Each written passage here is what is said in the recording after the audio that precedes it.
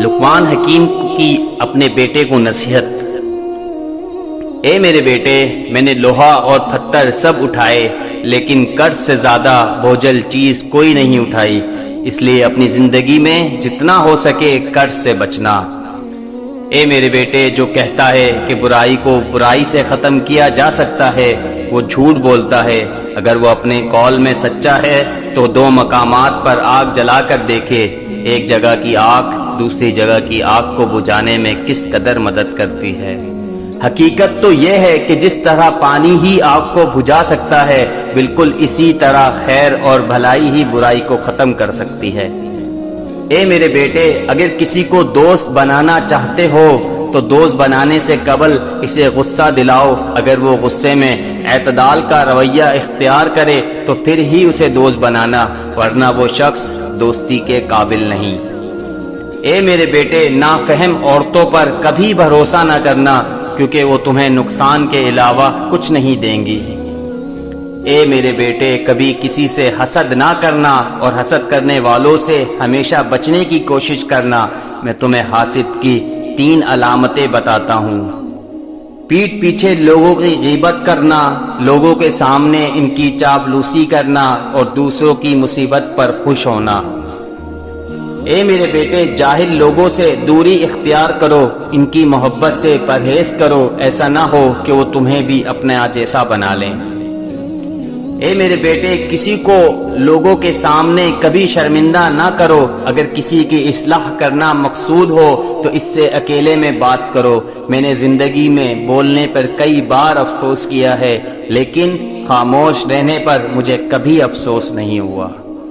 اے میرے بیٹے، میں نے عقل بیوقوفوں سے سیکھی ہے، جن کاموں سے وہ نقصان اٹھاتے تھے میں ان سے پرہیز کرتا تھا۔ اے میرے بیٹے، خدا کی زمین پر اکڑ کر نہ چلو، کیونکہ اللہ تعالی مغرور اور اکڑنے والوں کو پسند نہیں کرتا۔ رفتار میں ہمیشہ میانہ روی قائم رکھو۔ گفتگو کے دوران آواز ہمیشہ نرم رکھو، کیونکہ چیخنا چلانا انسانوں کا کام نہیں ہے۔ اگر اونچی آواز پسندیدہ چیز ہوتی تو گدھے کی آواز سب سے اچھی سمجھی جاتی، حالانکہ اس کی آواز بدترین آوازوں میں شمار ہوتی ہے۔ اے میرے بیٹے، احمق شخص کے لیے نصیحت کا سننا اتنا ہی مشکل ہے جتنا ایک بوڑھے شخص کے لیے پہاڑ کی چوٹی پر جانا۔ اس لیے بیوقوف آدمی کو کبھی نصیحت نہ کرنا، کیونکہ بیوقوف آدمی الٹا تمہیں ہی برا بھلا کہے گا۔ جب اگر تم ایک عقل مند آدمی کی اصلاح کرو گے تو وہ تمہارا شکریہ ادا کرے گا۔ 2 چیزیں یاد رکھنا اور 2 چیزوں کو بھول جانا، اللہ کو یاد رکھنا اور اپنی موت کو یاد رکھنا۔